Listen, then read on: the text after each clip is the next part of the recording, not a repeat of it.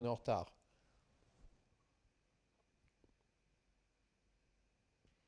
Pour moi,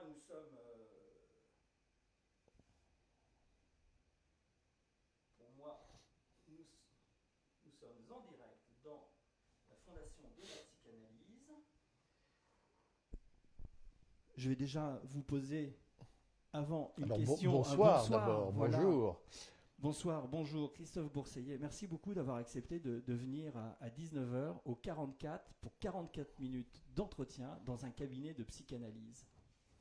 Christophe Bourseillet, C'est un défi amusant. bah oui, en plus, nous sommes en direct dans un groupe de psychanalyse qui Bah peuvent nous écoute, suivre, nous écouter, mais surtout, moi, c'est par là que j'ai commencé, c'est vous lire et vous lire votre dernier ouvrage qui, moi, m'a passionné et qui recoupe deux dates anniversaires de Jacques Lacan, qui est donc il y a une semaine, c'était les 120 ans de la naissance de Jacques Lacan, d'accord. et fin septembre, ça sera les 40 ans de son décès. Et je me suis dit que j'allais inviter quatre auteurs pendant ces 6 mois, et vous êtes l'un des auteurs que j'ai choisi parce que, en lisant votre dernier ouvrage, Christophe, vous êtes acteur, vous êtes journaliste, vous Acteur, êtes... je crois que je l'ai été, mais justement tout est là dans ce Et ben livre, parce que voilà. je ne sais pas si je le suis véritablement encore, ou si même je l'ai jamais été. C'est un autre, un questionnement que j'ai personnellement. Et ben c'est ça qui m'intéresse en tant que psychanalyste. Voilà. Donc il n'est pas question de thérapie, il n'est pas Ah bah ça question serait une de... thérapie express en plus. Remarquez, c'est une bonne idée. Mais c'est surtout en cherchant par Vulesco, donc cet ouvrage vient de sortir il y a 15 jours, il y a 3 semaines. On n'est pas obligé de savoir qui est Jean-Paul Vulesco, on n'est pas obligé non plus de savoir qui est Jean-Luc Godard, mais si on commençait déjà par un extrait du livre, parce qu'il s'agit bien d'un livre, un livre que j'ai lu encore une fois, et dans ce livre, moi j'y entends des choses qui résonnent avec des choses qui se passent lorsqu'on fait une analyse. Donc je me permets de lire un petit extrait qui est vers la fin, on en a parlé tout à l'heure entre Mhm. nous. Commençons par la fin Oui, très au bien, début. très bien. Jean Parvulesco est pour moi un émissaire du monde noir.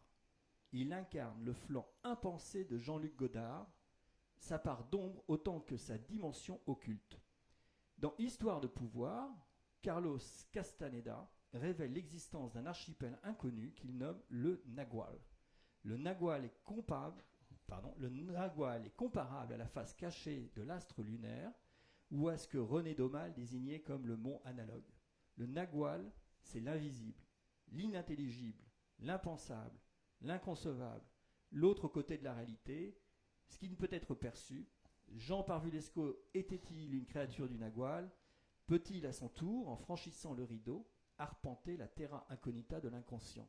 L'inconscient. Donc l'inconscient, ça vous parle? Ah oui, l'inconscient, ça me parle, bien sûr. C'est même l'inconscient qui me guide, qui nous guide, je crois tous. Et le Nagual, c'est vrai, j'ai beaucoup aimé lire Carlos Castaneda il y a quelques années. D'ailleurs, je lui ai consacré un livre qui s'appelle La vérité du mensonge.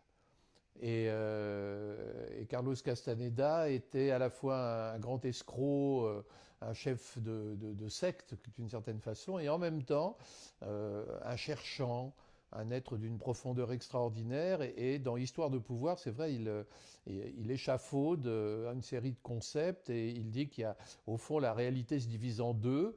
Il y a d'abord un petit espace dans lequel nous nous mouvons, dans lequel nous vivons, qui est le tonal. Alors le tonal, c'est la manifestation, c'est tout ce que nous voyons, tout ce que nous entendons, tout ce que nous pouvons comprendre, y compris Dieu, le tonal. Et puis le nagual, c'est l'impensé, l'impensable, c'est cet immense espace infini qui entoure la petite planète, si vous voulez. C'est ça, de la petite planète de la conscience. C'est ça le nagual, et j'avais trouvé génial ce mot pour désigner ça. Vous voyez, j'ai trouvé que c'était très beau. Et alors maintenant, évidemment, il faut expliquer pourquoi je parle de Jean Parvulesco à ce propos-là, parce que Jean Parvulesco, c'est donc l'objet du livre. En cherchant Parvulesco, pourquoi j'ai cherché Parvulesco? parce que Parvulesco est un homme de chair et de sang qui est mort aujourd'hui et qui était un auteur étrange et mystérieux, un peu ésotérique, mais c'est aussi quelqu'un qui a été un personnage de cinéma, puisque Jean-Luc Godard lui accorde une scène inoubliable dans son premier film, À bout de souffle, dans lequel on voit à la descente d'un avion une star littéraire désigné sous le nom de Jean Parvulesco et qui est incarné par Jean-Pierre Melville et qui répond aux questions de Gene Seberg. Et l'une de ces questions, alors je ne sais plus ce que c'est la question, qu'est-ce que c'est pour vous le but d'un écrivain? Et il dit devenir immortel et puis mourir. Alors j'avais trouvé ces formules très belles et je me disais, mais au fond, moi qui ai connu Jean-Luc Godard, puisque j'ai été avec beaucoup de guillemets son filleul, moi qui l'ai beaucoup connu enfant, moi qui ai tourné dans 3 de ses films, moi qui ai vécu mon enfance dans les décors de ses films, puisqu'il tournait plein de scènes chez nous. La voiture de mes parents, c'est celle qui joue dans Bande à part. Voilà, quand je vois les films de Godard, je vois les appartements où j'ai vécu, si vous voulez. Donc, j'avais cette relation très proche et je me disais, tiens, qui était-il? Parce que c'est compliqué pour moi de comprendre ce que j'ai vécu dans cette enfance complexe où on tourne dans des films. C'est quelque chose d'assez traumatisant. Et du coup, j'ai imaginé que Jean Parvulesco était un peu une sorte de face noire de Jean-Luc Godard, ou en tout cas une sorte de double inversé. Comme ça, vous savez, comme dans Batman, il y a un personnage qui s'appelle Double Face. Alors il y a un côté, il est très gentil, très sympathique, et de l'autre côté, c'est un monstre, c'est Dr. Jekyll et Mr. Hyde. C'est le conscient et l'inconscient, c'est le tonal et le nagual. Oui, effectivement, les deux faces, mais on va laisser les futurs lecteurs lire votre livre, mais par contre, effectivement, on va donner quand même quelques énigmes. En psychanalyse, il s'agit d'énigmes, et vous menez une enquête, une quête qui est vis-à-vis de vous-même, de votre jeunesse, jusqu'à un moment, une rencontre avec ce fameux Jean Parvulesco, non pas le personnage fictif dans le film de Godard joué par Jean-Pierre Melville dans À bout de souffle, mais l'écrivain que vous avez croisé sur un plateau de télévision il y a quelques années. Je fais plus que le croiser, parce que en fait, je l'invite sur le plateau de télévision. Alors, effectivement, Jean Parvulesco, c'est quelqu'un dont j'ai entendu parler dans les années 1980-90, on va dire, comme d'un écrivain un peu sulfureux, un peu d'extrême droite, un peu complotiste, un peu ésotérique, on ne savait pas trop qui il était.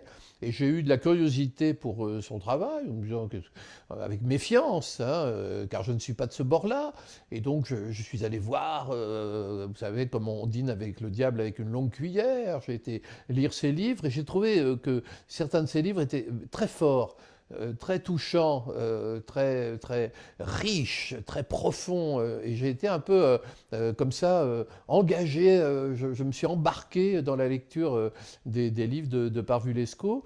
Et dans ma vie chaotique, il m'est arrivé à un moment donné d'être conseiller éditorial de Frédéric Tadei pour cette émission, d'ailleurs que je regrette aujourd'hui, qui s'appelait Ce soir ou jamais, qui passait tous les soirs sur France 3. Alors c'était une tâche épouvantable de faire cette émission, parce qu'il fallait qu'on invite 8 invités par jour, en ayant lu leurs livres, etc.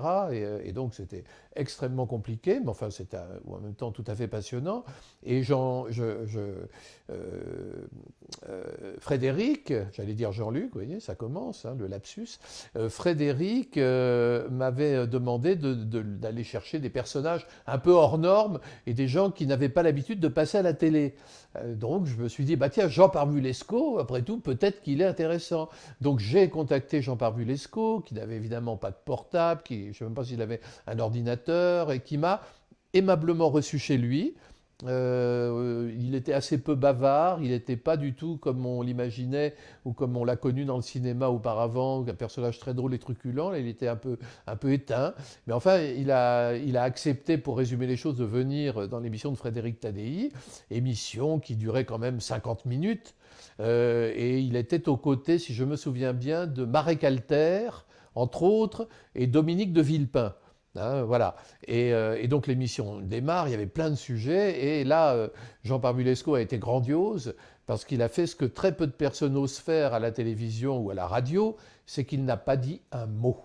Il est resté silencieux, totalement silencieux, absent, comme vous savez, comme une espèce de statue du commandeur pendant toute l'émission. Et évidemment, c'était très fort, mais il a fini par parler à la toute fin, parce qu'à la toute fin, Frédéric, qui ne savait pas trop sur quel pied danser vis-à-vis de lui, s'est tourné vers lui en disant « Bon, Jean Barbulesco, je vous ai posé des questions, vous n'y avez jamais répondu. Maintenant, c'est la fin de l'émission.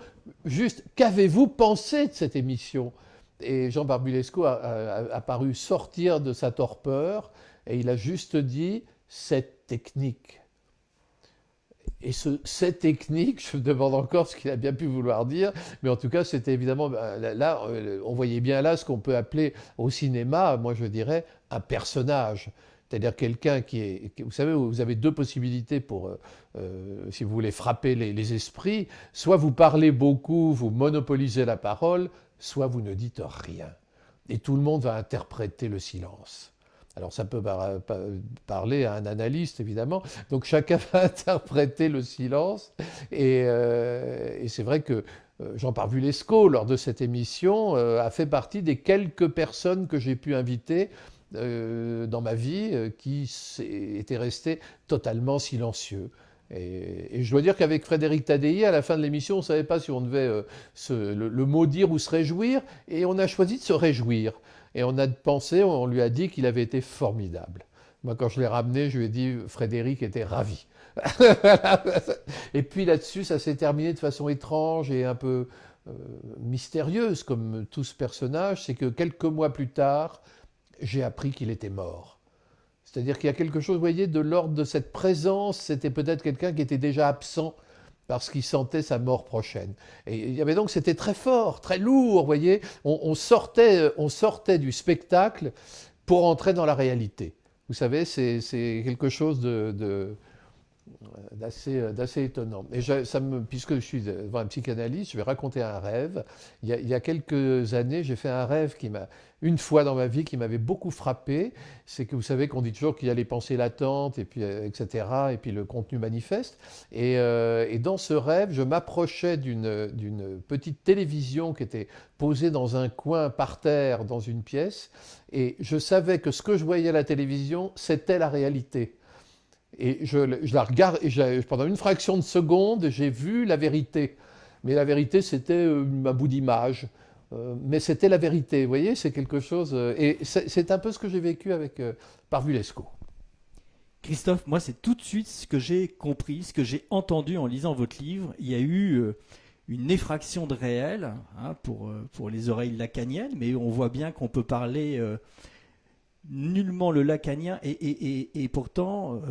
partager une expérience qui a fait éruption, qui a fracturé aussi à un moment donné votre vie, qui vous a amené, pas simplement à écrire, mais à retravailler sur de là où vous venez. Et effectivement, au-delà de ce livre, c'est pas un roman. Comment vous le définissez? C'est pas un roman, c'est un livre, c'est une confession. C'est un récit, on pourrait dire, si on voulait prendre le terme traditionnel de la littérature. C'est une confession, voilà comment je le perçois. Voilà. Est-ce que ça vous a changé, cette confession? Parce que j'ai l'impression oui, qu'il y a un avant et un après. Oui, quand même. parce que j'ai réalisé quelque chose. C'est que lorsque j'étais enfant, j'ai tourné dans 4 films. Hein. J'ai tourné dans un film d'Yves Robert qui s'appelait La guerre des boutons à l'âge de 4 ans. Et ensuite, très, très jeune, tout ça c'était avant l'âge de 10 ans, j'ai tourné dans Une femme mariée, 2 ou 3 choses que je sais d'elle, et Weekend. Donc 3 films de Jean-Luc Godard. Et dans ces 4 films, je ne jouais pas. C'est-à-dire que dans ces 4 films, j'étais moi-même.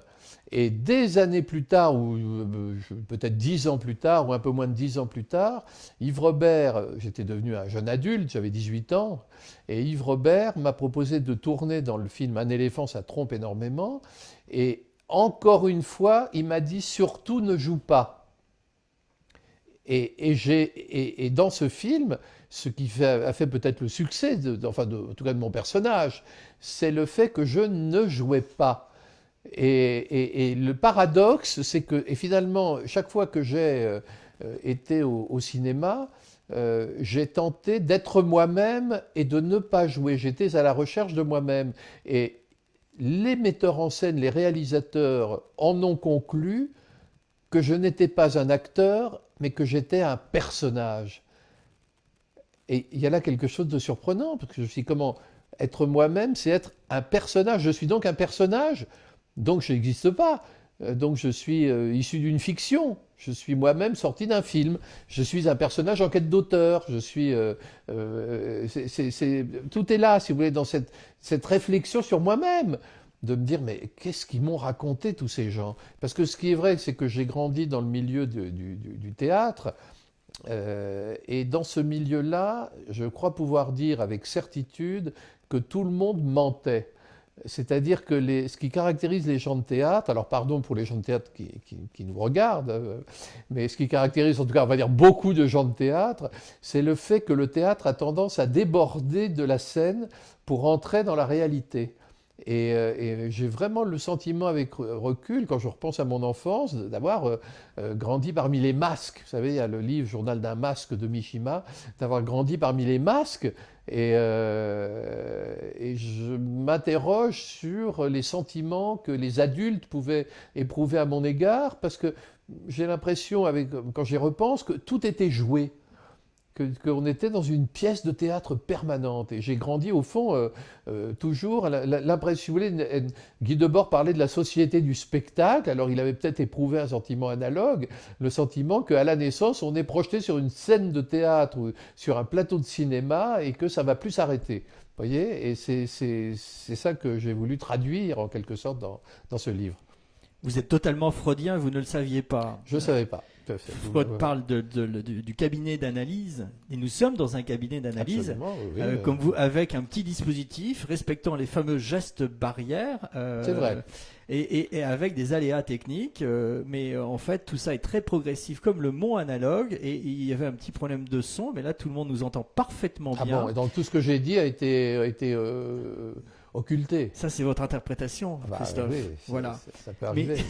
Mais, non, tout a été entendu. Mais le son et la voix, qui sont des questions en psychanalyse, vous l'avez dit, très importantes. Oui. Et nous partageons tous les deux une passion pour les musiques expérimentales, qui sont fondamentales. Vous voyez, aujourd'hui, j'ai écouté des musiques expérimentales, j'ai écouté des disques que vous m'aviez aimablement donnés, j'ai écouté le dernier album de Norsk, enregistré en Malaisie, à Singapour, et je me suis dit que lorsqu'on écoute des musiques expérimentales, j'ai ressenti à nouveau cette sensation que j'éprouve toujours, c'est qu'on vit vraiment.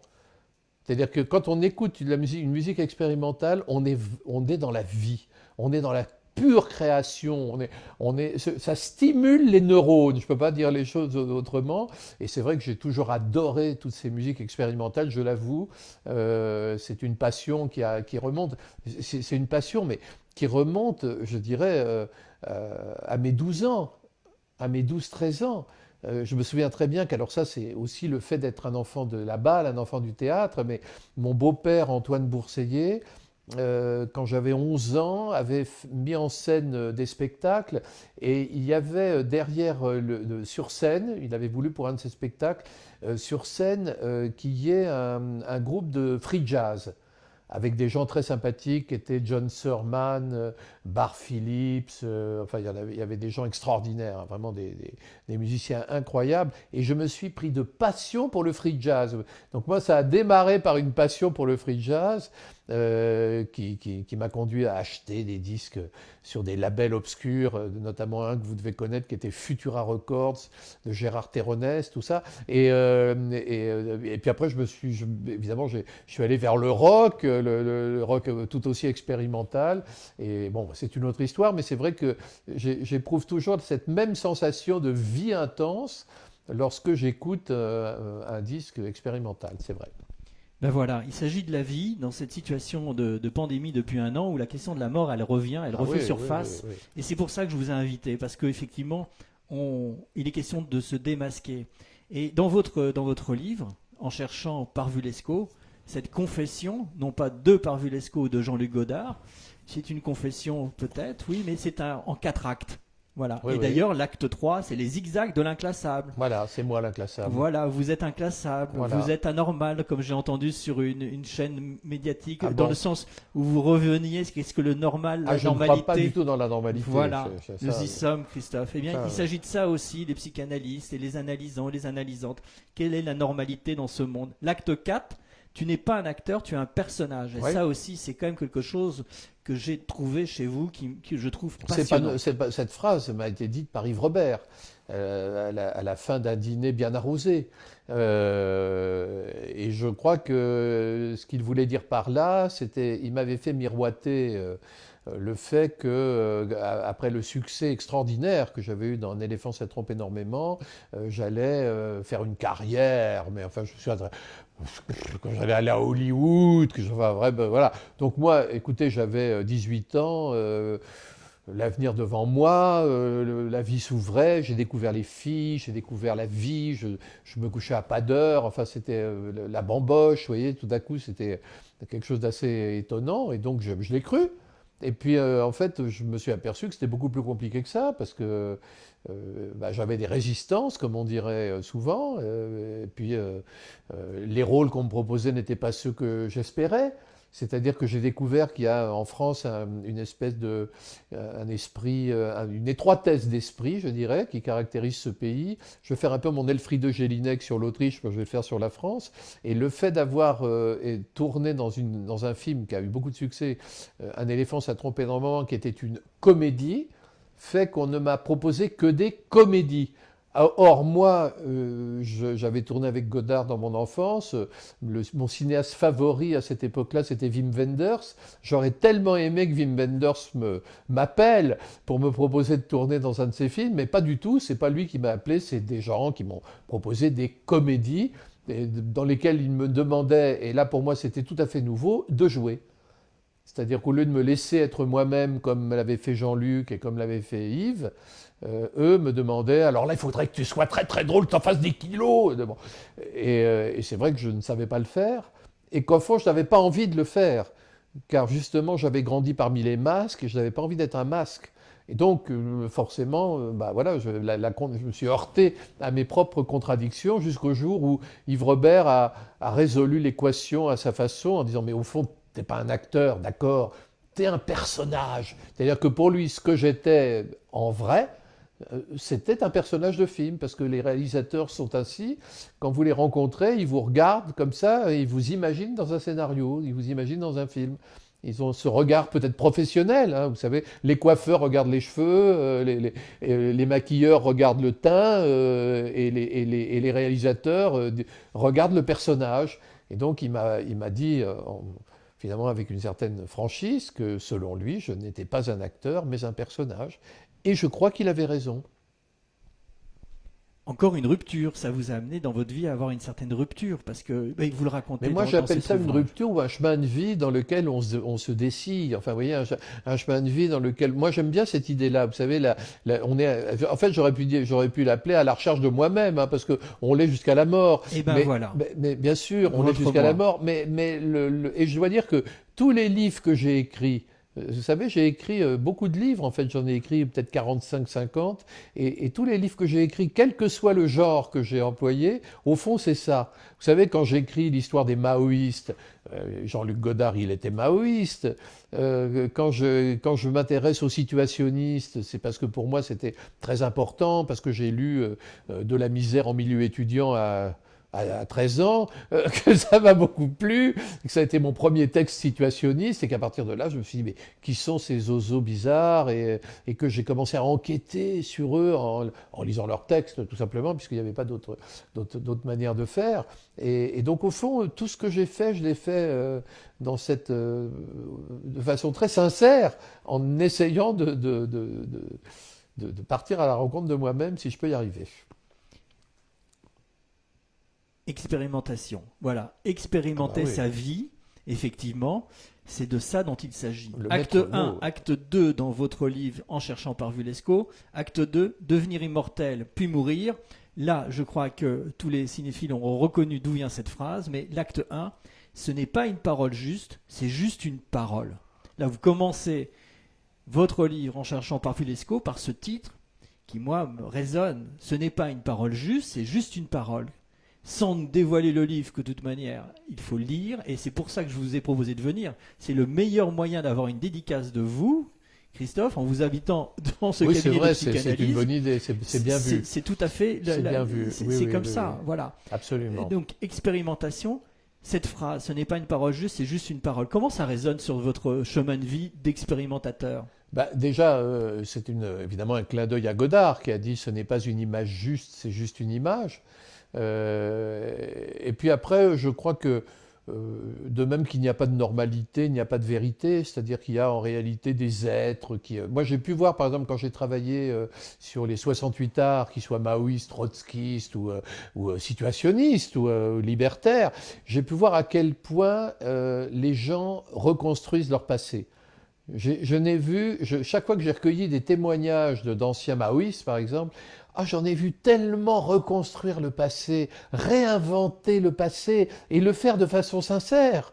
C'est-à-dire, ils ne réinventaient pas pour me tromper, ils croyaient vraiment ce qu'ils racontaient. Et moi, quand j'allais voir les textes de l'époque, quand j'allais voir ce qu'ils disaient à l'époque, leur comportement de l'époque, évidemment, je me disais, mais qu'est-ce qu'il m'a raconté? Mais il a essayé de m'égarer.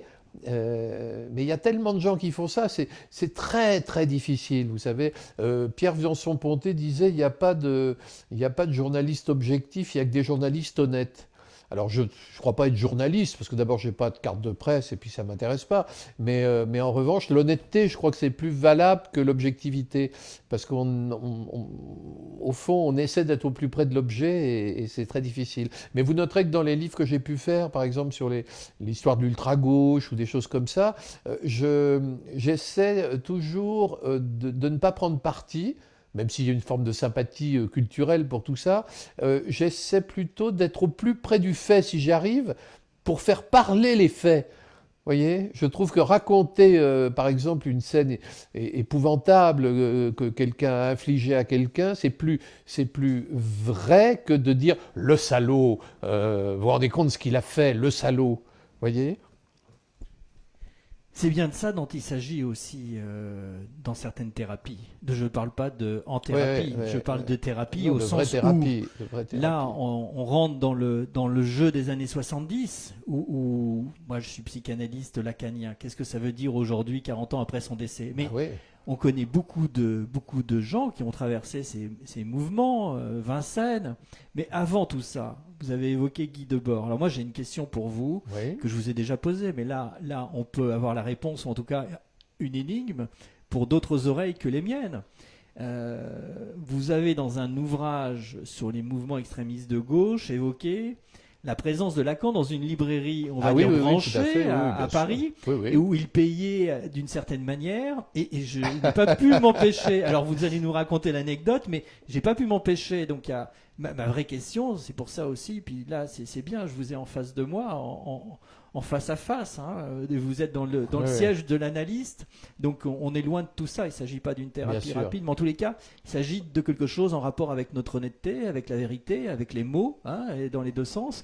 Et donc Lacan fréquente une librairie dans laquelle il y a forte chance qu'il y ait eu des revues situationnistes. Ah oui, ça c'est sûr. Et donc il y en a une dont on connaît effectivement l'autrice, on dirait maintenant, peintre, artiste, situationniste, et qui a fait un ensemble de revues dont un numéro est totalement dédié à la topologie.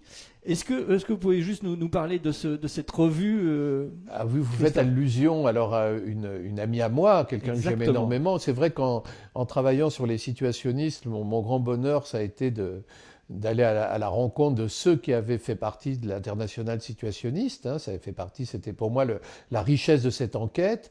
Et c'est vrai qu'il y en a qui m'ont claqué la porte au nez, il y en a qui ont refusé de me rencontrer, et puis il y en a qui se sont vraiment dévoilés, qui sont devenus des amis. C'est notamment, entre autres, hein, bien sûr, le cas de Jacqueline de Jong. Jacqueline de Jong, qui est une plasticienne hollandaise, qui a créé, à la demande de Guy Debord en 1960 ou 61, une revue qui initialement devait être à destination du public anglophone, et dont le rédacteur en chef devait être Alexander Trocki, fondateur du projet Sigma. Et cette revue s'appelait The Situationist Times, en fait en référence au temps moderne de Chaplin. C'est une façon de se moquer de Charlie Chaplin. Mais ce qui s'est passé, c'est que en 1962, Guy Debord a décidé de rompre avec les artistes qui faisaient partie de l'international situationniste. Et Jacqueline était une artiste, et donc elle a quitté l'international situationniste, et elle a fait cavalier seul avec sa revue, qu'elle a créée toute seule finalement en dehors du giron de Guy Debord, et qui s'est appelée The Situationist Times, et qui était une revue expérimentale absolument magnifique. Chaque numéro était une œuvre d'art qu'on pouvait exposer. D'ailleurs, elle a fait l'objet d'une exposition, cette revue, à la une en 1967, et dans la vitrine. Et Jacqueline de Jong, effectivement, qui était l'amante d'un grand peintre danois qui est Asger Jorn. Elle n'était pas la régulière, mais elle était quand même très active. Elle a consacré avec Asger Jorn un numéro au thème de la topologie, qui était un des thèmes qui travaillait beaucoup Asger Jorn, et il travaillait sur des tas de thèmes comme ça. Enfin, il faisait des choses, c'était un peintre extrêmement drôle et qui faisait des choses incroyables. Enfin, il y avait les modifications, par exemple, où il allait acheter à 2 euros des tableaux épouvantables dans des pizzas, par exemple, et puis ensuite il intervenait dessus. Et puis il y avait une œuvre qu'il avait vendue, par exemple, à un grand galériste bruxellois qui s'appelait Albert Niels, et il lui avait dit « Mais je te préviens, elle n'est pas finie ». Et jusqu'à sa mort, il est mort en 73, je crois, Asger Jorn arrivait à l'improviste chez Albert Niels à n'importe quelle heure du jour ou de la nuit, traversait le salon, donnait un coup de pinceau et repartait. Parce que c'était pas fini.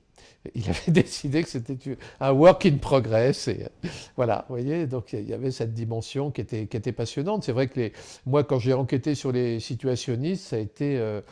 d'abord, pour moi, le expérimental, c'est le maître mot. C'est le maître mot du projet situationniste. Hein, et c'était le maître mot, parce que j'ai toujours été passionné par l'expérimentation, et qu'au fond, la vie est une expérimentation. Donc, on expérimente le tumulte.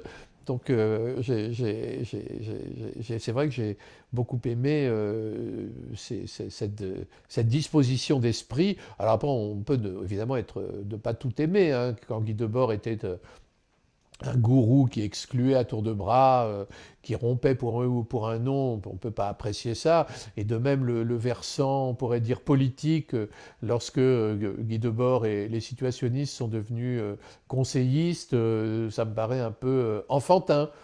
Et bon, voilà, tout n'est pas évidemment merveilleux chez les situationnistes, mais il y a quand même une œuvre très importante et quelque chose qu'on n'oubliera pas. En fait, vous savez, l'histoire de l'art au XXe siècle, quand même, vous avez un coup d'envoi de l'avant-garde avec Dada en 1916, et puis qui dit il faut faire la révolution de l'art doit sortir des musées, l'art doit être désacralisé.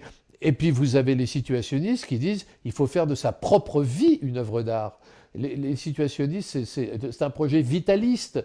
C'est l'idée que c'est ma vie l'œuvre d'art. C'est pour ça qu'on parle de révolution de la vie quotidienne. Et ça, je trouve que c'est un projet fabuleux. Et on a tous envie de faire de notre vie une œuvre d'art. Sinon, à quoi bon? Enfin, c'est pas drôle. Voilà. Oui, sinon c'est vraiment pas drôle d'aller en analyse. Là, je prêche pour les paroisses des écoles. Mais saviez-vous que sigma, c'est la lettre sigma, pour Lacan, c'est le symptôme. Hein, et c'est quelque chose qu'il a mis en place dans les débuts des années 70 dans sa topologie. Hein, des 3 ronds, topologie. Alors, est-ce que Lacan avait Il les a revues de sûrement vu la l'International revue. City. Alors donc Lacan était client Voilà, d'une librairie, d'une on va pas librairie citer du le quartier nom. latin qui était absolument toute petite et merveilleuse, qui était rue des Fossés-Saint-Jacques, où je suis allé moi aussi, et qui s'appelait La Vieille Taupe. Alors à ne pas confondre avec La Vieille Taupe devenue négationniste des années 1980, mais dans les années 70. Moi j'ai connu à la fin, au début des années 70, c'était une c'était une librairie extraordinaire parce qu'il y avait toutes les gauches dissidentes. C'est-à-dire qu'il n'y avait pas les trotskistes, il n'y avait pas les maoïstes, il n'y avait pas les anarchistes, mais il y avait plein de petites revues, de petites choses comme ça, absolument palpitantes, et puis plein de livres d'occasion qui étaient toujours très bien choisis, très intéressants. Et c'est vrai que Lacan y allait, et la petite anecdote, bon, moi, vous en pensez ce que vous voudrez, mais selon les témoignages que j'avais pu recueillir, c'est que Lacan payait avec les chèques de ses patients, et que très très aimable, les libraires lui rendaient la monnaie si la somme était trop élevée sur le chèque. Enfin voilà, ils avaient la gentillesse de le faire. Donc c'était un peu le ticket restaurant, si vous voulez, de la psychanalyse, on pourrait dire. En tous les cas, ce que Mais je bon, sais, ce qu'on peut entendre. l'important c'est qu'il y allait. Moi je trouve que c'est ça qui est le plus. Oui, et ce qui moi, me passionne, c'est de se dire que peut-être qu'il l'a vu, effectivement, ces revues situationnistes. En tout Alors cas, écoutez, je l'espère. Ce que je trouve dommage concernant, si je puis me permettre, concernant Lacan, c'est le fait que lorsqu'on l'observe du point de vue des extrémismes, il est quand même toujours beaucoup plus dans la mouvance maoïste. C'est quelqu'un qui va faire un voyage en Chine mémorable de bêtises à un moment donné dans les années 1970. C'est quelqu'un qui est adulé par le groupe de Philippe Solers, par tel quel. Et c'est malheureusement, je ne sais pas si il a lu The Situationist Times, et pourquoi pas, mais c'est vrai que lorsqu'on contextualise, lorsqu'on va à cette époque-là, les lacaniens sont maoïstes. Alors je ne sais pas pourquoi, il faut aller chercher la réponse, je ne sais pas où, chez Mao peut-être, ou ailleurs, mais beaucoup de lacaniens font partie de ces groupes comme tel quel, Mouvement de Juin 71, ou plein de petits groupes enfin, qui étaient dans cette démarche telle qualienne. en tous les cas, moi, ce que je sais, c'est qu'on l'entend d'ailleurs, ou on le lit dans un des séminaires de Lacan. Il convoque un autre avant-gardiste qui n'est pas du tout maoïste, c'est Jean-Jacques Lebel. Ah oui, Et oui. Lacan convoque donc, Lebel, voyez, mon ami Jean-Jacques, j'espère qu'il va bien. Oui, oui. Et j'ai posé la question à Jean-Jacques. Lacan t'apostrophie dans un séminaire en demandant pour scier les chaises. Qu'est-ce que c'est que cette histoire? Jean-Jacques Lebel, effectivement, collagiste, grand ami de Guattari, donc là, l'antipsychiatrie aussi, on voit que... Surréalisme, bon... Mais menteur, attention, hein. Jean-Jacques Lebel ment. Moi, Jean-Jacques Lebel a cru m'avoir lorsque je l'ai vu quand j'écrivais ma biographie de Guy Debord, Vie et mort de Guy Debord, et il m'a dit, je vais vous faire une confidence, j'ai très bien connu Guy, il m'a raconté une histoire incroyable que Guy l'avait sauvé de voyous qui voulaient lui casser la figure parce qu'il avait une aventure avec un homme, enfin dans un buisson de Cannes, enfin une histoire extraordinaire. Et il m'a dit, je vais vous dire le secret, en fait Guy avait honte parce que sa mère était femme de ménage. Alors j'ai rien dit, mais comme je savais que sa mère était une femme extrêmement riche, qu'ils avaient une cabine téléphonique en or massif dans laquelle ils mettaient le téléphone pour téléphoner, c'était un peu bling-bling, c'était un peu les nouveaux riches de la Riviera à cette époque-là, puisque le beau-père de Guy Debord était le notaire de la Riviera, c'est lui qui, après la guerre, après la Seconde Guerre mondiale, et donc je savais qu'il me racontait n'importe quoi. Donc voilà, ça jouait. D'ailleurs, Alice Debord m'avait mis en garde, je me souviens, en me disant « Méfiez-vous de Lebel, il ment !» Alors cela dit, comme elle a un côté un peu Madame Mao, évidemment, j'avais écouté que d'une seule oreille. 44 minutes, alors nous y voilà. En 44 minutes, on ne peut pas faire grand-chose, mais on peut effectivement se dire que des confessions, des gens qui mentent, des gens qui disent la vérité, mais surtout vivre, expérimenter, tracer sa voie dans les deux sens, avec un E et avec un X, absolument. Relire l'histoire en s'y impliquant, et non pas en y étant inféodé. C'est ce que vous avez fait aussi dans ce livre en racontant votre histoire de quelle manière vous vous en êtes sorti aussi d'une certaine manière de différentes choses, voilà, et aussi que on ne peut pas tout dire et que parfois c'est bien de garder une part de secret. Ah ben bien sûr, mais je crois qu'on tout dire quoi, enfin. Vous savez, c'est un peu, je me souviens que, bon, il est 39, donc j'ai encore quelques secondes. Je me souviens, il y a très longtemps, j'étais à New York, j'habitais à New York, et j'étais fasciné par la New Wave, et vous imaginez le punk, et l'endroit où il fallait aller, the place to be, c'était le Mud Club. Et le Mud Club, c'était un truc qui était vers Soho, enfin qui à l'époque était, voilà, qui était très très chic. Sauf que chaque fois que j'allais au Mud Club, on me disait, tu peux pas entrer dans la pièce d'à côté parce que c'est privé. Et donc je me sentais relégué, vous savez, j'étais pas dans le Saint des Saints. Alors j'ai intrigué, et j'ai fini par rentrer dans le Saint des Saints, et on m'a dit, vas-y, entre. Et là, je suis rentré dans une pièce où il y avait 3 personnes qui étaient assis en train de boire, et j'ai dit, c'est tout. Et c'était, voilà, et là j'avais tout vu, vous voyez. Donc il faut se méfier de la réalité parfois. C'est ça. Est-ce qu'il faut avoir tout vu pour tout dire? Oh ben non, On non. peut se donner le droit, s'autoriser. La preuve, vous vous êtes autorisé, vous le dites vous-même, à écrire en tant qu'auteur, Mais sans parce être qu'en journaliste. fait, j'avais l'impression, si vous voulez, pendant très longtemps dans ma vie, j'étais très heureux d'être un inclassable, et je me disais, les gens vont comprendre à quel point je suis un inclassable, jusqu'au moment où j'ai réalisé que personne ne comprenait rien à qui je pouvais être. Et donc je me suis dit, finalement, vous savez, vous croyez que vous êtes intelligent, mais finalement les autres, ils ne le savent pas. Vous voyez ce que je veux dire?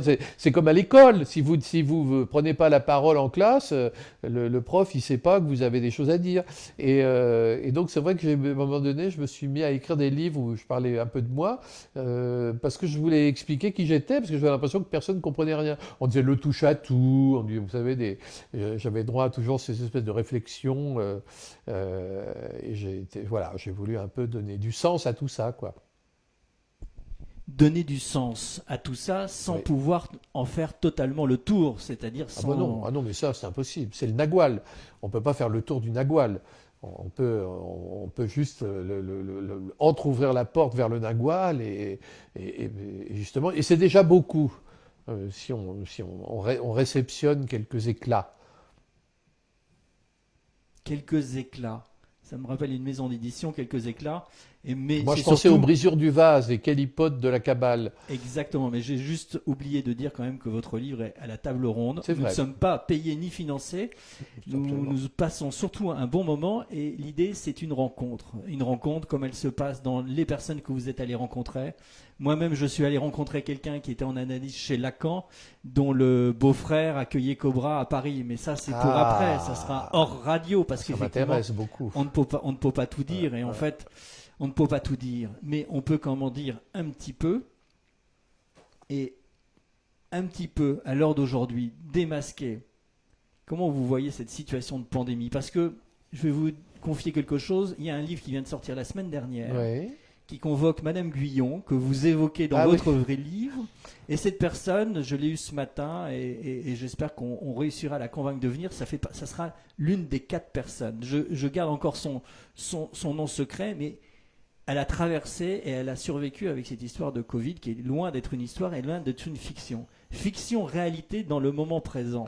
Écoutez, c'est très intéressant, parce que la vie est une maladie mortelle à 100%. Donc, si vous voulez, la question, c'est quand. Or, là, c'est vrai qu'avec ces maladies telles que le Covid, il y a tout à coup une sorte on voit bien, tout le monde est dans une espèce d'incertitude, et tout le monde est dans une espèce d'hyper-protection, d'une hyper-auto-protection, qui, moi, m'angoisse. Je déteste ça, voir tous ces gens qui tiennent les barres des bus avec des Kleenex, ou qui ont des lunettes noires et des masques. Enfin, on a une impression un peu pathétique, parce que c'est déjà pas drôle d'être dans sa peau d'humain. Finalement, on a aussi les maladies, les souffrances, le corps. Et en plus, s'il faut se mettre un masque, alors là, c'est le bouquet. Mais bon, écoutez, on fait avec, en espérant qu'on en finisse le plus vite possible, hein. Mais c'est vrai qu'on subit cet événement. On subit ce signe noir. Et que faire? Que faire, disait Lénine. Eh Que oui. faire, dit Christophe Bourseiller, pour cette première Le séance nouveau de Lénine. 44 minutes qui vient de s'écouler. Christophe, je vous remercie beaucoup. Je vous en S'agissait qu'un psychanalyste invite un auteur, mais vous n'êtes pas qu'auteur. On va grignoter quelques secondes sur ces 44 minutes, et puis surtout parce que il y a une dédicace qui m'attend sur votre livre, mais juste vous écoutez un extrait de votre livre. Pour ce livre, j'ai réveillé des souvenirs douloureux que je pensais enfouis. J'ai bâti tant bien que mal un édifice branlant. J'ai revécu mon enfance aveuglante et bousculée. Je suis allé pêcher un personnage haut en couleur, flottant dans le folklore du cinéma français. Christophe, portez-vous bien. Merci beaucoup. Merci à vous. Et puis, à très bientôt pour d'autres séances en tous les cas. Au revoir. Au revoir.